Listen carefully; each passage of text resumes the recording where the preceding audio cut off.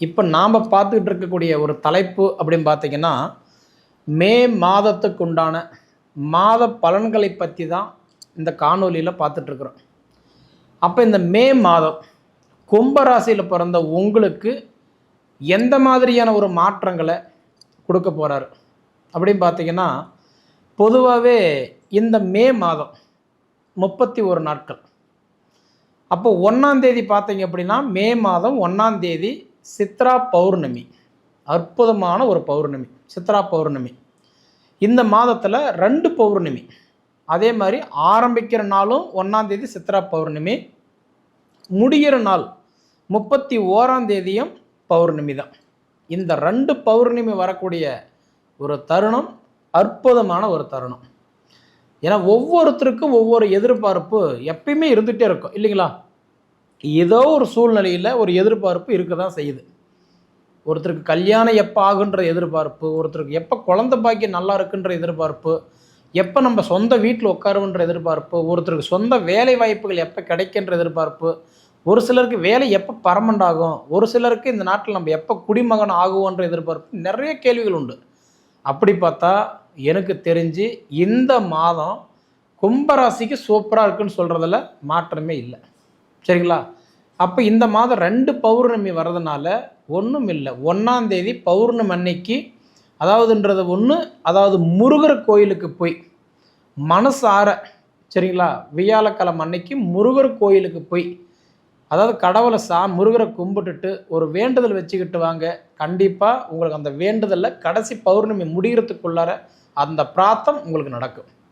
அப்படி முடியாத பட்சம் இருந்தால் சாய்பாபா கோயிலுக்கு போயிட்டு வாங்க. வியாழக்கிழமை அன்னைக்கு சாய்பாபா கோயிலுக்கு போய் மனசார சாமி கும்பிட்டு வேண்டுதல் வச்சுட்டு வாங்க. நிச்சயம் நல்லதே நடக்கும். சரிங்களா? இப்படி இருக்கும்போது 4ஆம் தேதி பார்த்தீங்க அப்படின்னா அக்னி நட்சத்திரம் ஆரம்பிக்குது. 4ஆம் தேதி அக்னி நட்சத்திரம் ஆரம்பித்து 28ஆம் தேதி தான் அக்னி நட்சத்திரம் முடியுது. அப்போ மே மாதம் 1ஆம் தேதி ஆரம்பித்து 28ஆம் தேதி தான் முடியுது. கிட்டத்தட்ட 25 நாட்கள். எப்பயுமே அக்னி நட்சத்திரம் அப்படின்னா 21 நாட்கள் வரும். ஆனால் இந்த டைம் பாருங்கள் 25 நாட்கள் வந்திருக்குது. இப்படி வரக்கூடிய இந்த தருணம் கிட்டத்தட்ட ஒரு மோசமான நிலைமை தான். ஏன்னா அக்னி நட்சத்திரம் வெயிலுடைய தாக்கம் அதிகமாக இருக்கும். அப்போ நம்ம என்ன பண்ணணும்னா, நமக்கு இந்த வெயிலுக்கு தகுந்த மாதிரி சில ஃபுட்டெல்லாம் எடுத்துக்கிறது நல்லது. உடம்பு ஹெல்த்தை பார்த்துக்கிறது நல்லது. அதே மாதிரி நம்மளால் முடிஞ்ச ஒரு உதவி, காக்கா குருவிகளுக்கு, அதாவது ஒரு ஜீவனங்களுக்கு ஏதாவது அதுக்கு தானம் வாங்கி வைக்கிறது, தண்ணி வாங்கி வைக்கிறது, அதாவதுன்றது சாப்பாடு வாங்கி கொடுக்கறது, இந்த மாதிரி ஏதாவது ஒன்று செய்துட்டு வரும்போது நிச்சயமாக நம்மளோட தரித்திரம் குறையும். நமக்கு ஒரு தன்னம்பிக்கை அதிகமாக இருக்கும். ஏன்னா நம்ம செய்கிற அந்த புண்ணியம் நம்ம பிள்ளைங்களுக்கு சேரும். சரிங்களா?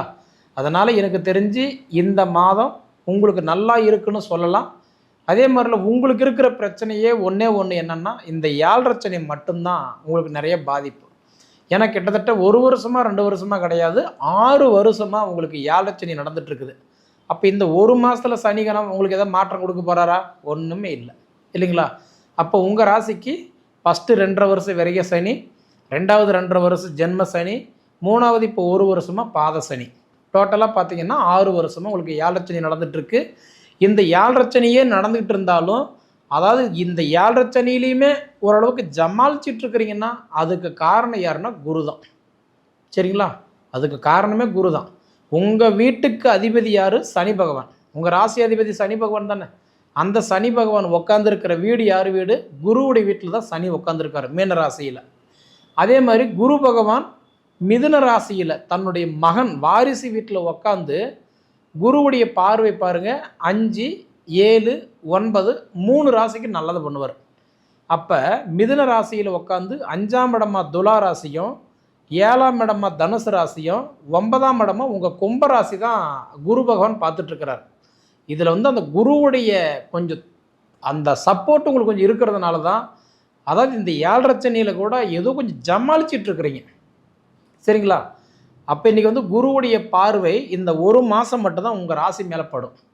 பொதுவாக கும்பராசிக்காரர்கள் எல்லாத்துக்குமே குரு பகவான் இந்த ஒரு மாதம் மட்டும்தான் ஒரு ராசி பார்ப்பார். ஏன்னா அடுத்தது குரு பகவான் பயிற்சி ஆகிறார். ஜூன் மாதம் 1ஆம் தேதி குரு பயிற்சி. அந்த 1ஆம் தேதி குரு பயிற்சி ஆகும்போது என்ன பண்ணுறாருன்னா, மிதுன ராசியிலிருந்து கடக ராசிக்கு பயிற்சி ஆகிறார். கடக ராசிக்கு வர வேண்டிய குரு பகவான் அப்போ 5ஆம் இடமா பார்க்கும்போது துலா ராசி பார்த்தவர் விருச்சிகத்தை பார்ப்பார், தனுசு பார்த்தவர் மகரத்தை பார்ப்பார், கும்பத்தை பார்த்துக்கிட்டு இருந்தவர் மீன ராசி பார்ப்பார். அப்போ இந்த ஒரு மாதம் தான் குரு உங்கள் ராசி பார்ப்பார். அப்போ குரு பார்வைப்படும் போது கோடி புண்ணியம். குரு பார்வை பார்க்கும்போது ஒரு காரியத்தை செஞ்சுக்கிறது நல்லது. இப்போ ஒரு சூழ்நிலை, சாமி என்னால் சொந்த வீட்டில் உட்கார முடியுமா, சொந்த தொழிலை ஆரம்பிக்க முடியுமா, நானும் 4 பேருக்கு முன்னாடி கண்ணியமாக கௌரவமாக வாழ முடியுமா அப்படின்னா இந்த ஒரு மாதம் நீங்கள் முயற்சி எடுத்துக்கோங்க. ஏன்னா இந்த ஒரு மாதத்தில் நீங்கள் என்ன முயற்சி எடுக்கிறீங்களோ அந்த முயற்சிக்கு உங்களுக்கு குரு பகவான் ஈடு கொடுப்பார், சப்போர்ட் பண்ணுவார். சரிங்களா? ஏன்னா குரு பகவான் வந்து உங்கள் ராசிக்கு கொஞ்சம் நல்ல பலமாக இருக்கிறாரு. அதனால் முடிஞ்ச வரைக்கும் நான் சொல்கிற மாதிரி கண்டிப்பாக முருகர் கோயிலுக்கு போயிட்டு வாங்க, இல்லைன்னா சாய்பாபா கோயிலுக்கு போயிட்டு வாங்க. இது ரெண்டுமே உங்களுக்கு நல்ல மாற்றத்தை கொடுக்க போகிறார். சரிங்களா? ஆனால் அதே மாதிரி இந்த 7 சனி இருக்குது, பாதச்சனி இருக்குதுன்றதுக்காக வேண்டி கவலைப்பட வேண்டாம். ஏன்னா கண்டிப்பாக இன்னும் ஒரு 1.5 வருஷம் இருக்க போகிறார். கிட்டத்தட்ட எப்போ மாறுறாருன்னா 2027 அடுத்த வருஷம் ஜூன் மாதம்தான். அதாவதுன்றது வந்து பார்க்கும்போது இந்த சனி வந்து மாறுறாரு. அது வரைக்குமே உங்களுக்கு வந்து 7 சனி இருக்குது. அதனால் முடிஞ்ச வரைக்கும் பக்கத்தில் இருக்கிற இந்த நவகிரகத்தை சுற்றுறது, சனி பகவான் கோயிலில் போய் எல் தீபம் பொருத்தி வைக்கிறது, கிட்டத்தட்ட பார்த்தீங்கன்னா இல்லை டைம் இருக்குது அப்படின்னா திருநள்ளாரோ இல்லை கொச்சனூரோ போயிட்டு வாங்க. கண்டிப்பாக ஒரு சில மாற்றங்களை நீங்கள் பார்க்கலாம். சரிங்களா? இப்படி இருக்கும்போது உங்களுக்கு சனி பகவான் 2ஆம் இடத்துல இன்றைக்கி வந்து பாத சனி இருக்கிறதுனால, அதாவது மற்றவங்களுக்கு இந்த ஜாமீன் கையெழுத்து போடுறது, 10 ரூபா வாங்கி கொடுக்குறது, உதவி செஞ்சால் கூட உபத்திரியம் வரும். இந்த பண விஷயத்தில் கொஞ்சம் கவனமாக இருங்க. சரிங்களா? அதே மாதிரி அடுத்தது குரு வந்து உங்களுக்கு 5ல் குரு இருக்கார், 5ஆம் இடத்துல குரு இருக்கிறாரு. குரு வந்து உங்கள் ராசி பார்க்குறாரு. அதனால் குருவுடைய பார்வை தான் இப்போ கொஞ்சத்துக்கு கொஞ்சம் உங்களுக்கு சமாளித்து கொடுத்துட்ருக்கிறார், சப்போர்ட்டிவாக இருக்கிறாருன்னு சொல்கிறேன். சரிங்களா? அடுத்தது பார்க்கும்போது உங்களுக்கு செவ்வாய் இப்போ எங்கே இருக்கிறாருன்னா ஒரு 2ஆம் இடத்துல இருக்கிறார். 2ஆம் இடம்னா மீன ராசியில் இருக்கிறார். அப்போ வந்து செவ்வாய் 2ஆம் இடத்துல இருக்கார் அப்படின்னா, குரு வீட்டில் இருக்கார் அப்படின்னா 10 நாளைக்கு தான் இந்த 2ஆம் இடத்துல இருப்பார், தனஸ்தானத்தில். அதுக்கப்புறம் என்ன பண்ணுவார்னா அவர் தன்னோட சொந்த வீட்டுக்கு தைரியஸ்தானமாக 3ஆம் இடம் மேசராசிக்கே போயிடுவார். அப்படி போயிட்டாருன்னா உங்களுக்கு இன்னுமே கண்டிப்பாக நல்லா இருக்குது. எப்பயுமே ஒரு தெரிஞ்சுக்கோங்க, செவ்வாய் பகவான் நல்ல இடத்துல உக்காந்துட்டார் அப்படின்னா இந்த கடன் பிரச்சனைலாம் குறையிறதுக்கு வாய்ப்புண்டு. எனக்கு தெரிஞ்சு 11ஆம் தேதிக்கு மேலே இந்த கடன் சார்ந்த பிரச்சனையெல்லாம் கண்டிப்பாக குறையிறதுக்கு ஒரு வாய்ப்புண்டு. ஏன்னா உங்களுக்கு தைரியஸ்தானத்துக்கு அதிபதி அவர் தைரியஸ்தானத்திலேயே உட்கார்றார், தன்னோட சொந்த வீட்டிலேயே உட்கார்றார். அப்படி உட்கார்ற நேரம் நிச்சயமாக உங்களுக்கு வந்து கடன் சார்ந்த பிரச்சனைகள் ஓரளவுக்கு சரியாகும். சரிங்களா? அதே மாதிரி அடுத்தது பார்த்திங்கன்னா சுக்கிரன் அவர் வந்து 4ஆம் இடத்துல சுகஸ்தானத்தில் சொந்த வீட்டிலே இருக்கிறார். ரிஷபராசிக்கு அதிபதி ரிஷபராசியிலே இருக்கிறாரு சுக்கிரன். 14 தேதி வரைக்கும் தான் தன் சொந்த வீட்டில் இருப்பார். 14 தேதிக்கு மேலே பார்த்திங்கன்னா அவர் வந்து என்ன பண்ணுறாருன்னா ரிஷப ராசியிலிருந்து மிதுன ராசிக்கு மாறுறார். சரிங்களா? புதன் வீட்டுக்கு மாறுறார். அப்படி மாறக்கூடிய நேரம் வந்து 4ஆம் இட சுகஸ்தானத்திலிருந்து 5ஆம் இடம் புத்திரஸ்தானத்துக்கு போகிறார்.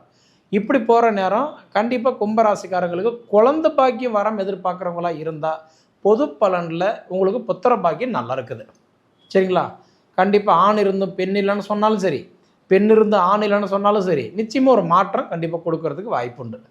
சார் இதுக்காக நான் ரொம்ப ட்ரீட்மெண்ட் எடுத்துட்டுங்க, நிறைய பார்த்துட்டீங்க பட செலவு பண்ணிட்டுங்க, மன உளைச்சல் உட்காந்துருக்குறேங்க, எனக்கு வாரிசு ஒன்று இருந்தால் போதும் அப்படின்னு சொல்கிற கும்பராசிக்காரங்களுக்கு கண்டிப்பாக இப்போ வந்து உங்களுக்கு அடுத்தடுத்த காலங்கள் உங்களுக்கு இந்த மாதம் நல்லா இருக்கிறதுனால, ஒவ்வொரு கிரகம் உங்களுக்கு ஃபேவராக இருக்கிறதுனால ஒன்றும் இல்லை, முருகர் கோயிலுக்கு போய் ரொம்ப வருஷம் குழந்தை இல்லாதவங்களுக்கு முருகர் கோயிலுக்கு போய் தாலி பிரித்து கோத்து கட்டிட்டு வாங்க. கண்டிப்பாக உங்களுக்கு புத்திர செல்வங்கள் பெருகும், இதில் மாற்றம் கிடையாது.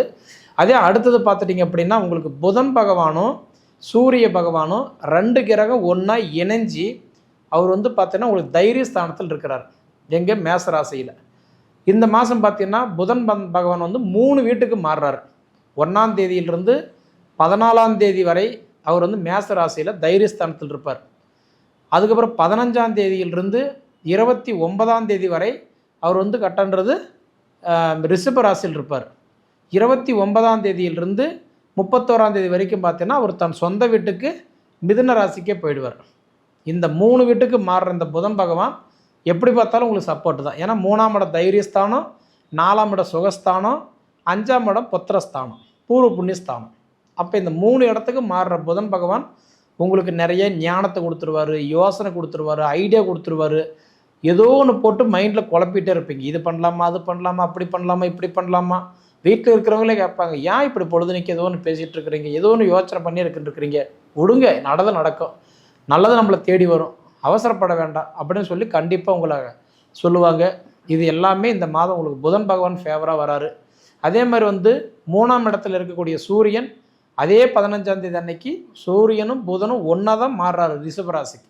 அப்படி மாறும் பொழுது அடுத்தது வந்து ரிஷபராசிக்கு போய் உட்காரக்கூடிய புதன் சூரிய பகவான் அடுத்து 15ஆம் தேதியிலிருந்து 31ஆம் தேதி வரைக்கும் அவர் வந்து ஒரு 4ஆம் இடத்துல தான் உட்காந்துருப்பார். அற்புதமான வாய்ப்பு. அம்மாவுக்கு ஹெல்த் நல்லாயிருக்கும், அப்பாவுடைய தொழில் நல்லாயிருக்கும், 2 பேருக்குமே இந்த உடல் உபாதைகள் சீராக வச்சுக்குவார். பொதுவாக நமக்கு இந்த பண கஷ்டம் மட்டும் விலகிறது இல்லாமல் கஞ்சி குடித்தா கூட ஒரு நிம்மதியான வாழ்க்கை. வெள்ளை சட்டையில் பட்ட கரும்புள்ளி மாதிரி இருக்கிற ஒரே ஒரு பாதிப்பு என்ன தெரியுங்களா? இந்த 7.5 மட்டும்தான். இந்த 7.5 மட்டும் ஒன்று இல்லைன்னா கும்பராசிக்காரங்களை அடிச்சுக்கிறதுக்கு ஆளே இல்லை. சரிங்களா? ஆனால் அந்த நிலைமையெல்லாம் மாறப்போகுது. 7.5 சனியே இருந்தாலும் அடுத்தது வந்து உங்களுக்கு குரு மாறக்கூடிய ஒரு தருணம், அடுத்தது இந்த கிரகங்கள் ஒவ்வொன்றா மாறக்கூடிய தருணம். அதாவது இண்டிவிஜுவலாக உங்கள் ஜாதகம் எப்படி இருக்குது நமக்கு தெரியாது. ஏன்னா ஒவ்வொருத்தருக்குமே இண்டிவிஜுவலாக அவங்க ஜாதகத்தில் எப்படி இருக்கோ அதுதான் நடக்கும். ஆனால் பொது பலன்றது 30% தான். அதனால் உங்களுக்கு இண்டிவிஜுவலாக குழந்தை பற்றி தெரிஞ்சுக்கணும், தொழில் பற்றி தெரிஞ்சுக்கணும், வாழ்க்கை பற்றி தெரிஞ்சுக்கணும், வாழ்வாதாரத்தை பற்றி தெரிஞ்சுக்கணும்னு நீங்கள் நினச்சிங்கன்னா உங்கள் சுய ஜாதகத்தை பாருங்கள். சரிங்களா? அதனால் ஒன்றுமே ஃபீல் பண்ண வேண்டாம். நல்லதாக நடக்க போகுது. பொறுமையாக இருங்க.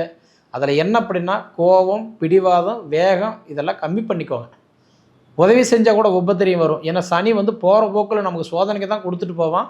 அதனால் முடிஞ்ச வரைக்கும் ஒருத்தருக்கு ஜாமீன் கையெழுத்து போடுறது, 10 ரூபா வாங்கி கொடுக்கறது, நல்லதுன்னு போனால் கூட பொல்லாப்பு வரும். மற்றவங்களுக்கு வாங்கி கொடுத்துருந்தீங்கன்னா அந்த பணம் நாம் தான் வட்டி கட்டிகிட்டு இருப்போம். கொஞ்சம் கவனமாக இருங்க, பார்த்துக்கலாம். சரிங்களா? சரி நேயர்களே, அதாவதுன்றது இதுக்கு முன்னாடி நம்ம சேனலை சப்ஸ்கிரைப் பண்ணாதவங்க சப்ஸ்கிரைப் பண்ணிக்கோங்க. உங்கள் நண்பர்களுக்கு ஷேர் பண்ணுங்கள். நீங்கள் சொல்ல வர வேண்டிய விஷயம் கமெண்ட் பாக்ஸில் பதிவு பண்ணுங்கள். உங்கள் பொண்ணான நேரத்தை ஒதுக்கி இவ்வளவு நேரம் என்னோட காணொலியை நீங்கள் முழுமையாக பார்த்ததுக்கு மனசிலிருந்து கேட்டுக்கிறேனுங்க. நன்றி.